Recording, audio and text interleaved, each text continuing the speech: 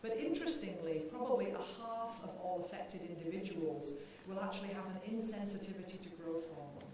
And what we've learned is that one of the genes, the one that most commonly causes this syndrome, actually impairs the response to growth hormone after growth hormone attaches to its receptor. And I think attitudes about growth hormone treatment are beginning to change because of that.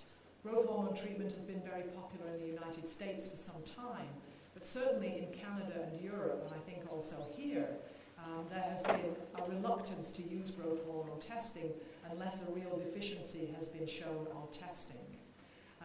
To use growth hormone treatment unless there's a deficiency on testing.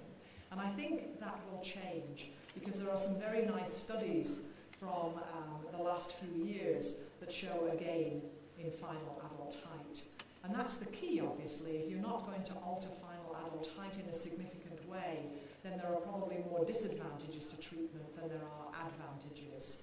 But you can see here that final adult height may be as much as 13 centimeters greater, which can be very significant, particularly for a male. And here you can see the results of a study from Sweden in 2005. And these results have actually been corroborated in some more recent studies published last year. But you can see that the open circles and the open squares are the untreated heights, and you see that the closed shaded circles and squares are the heights after growth hormone treatment. So I think we will hear more about that.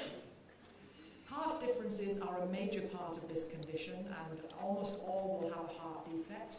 It can be a difference in structure, commonly pulmonary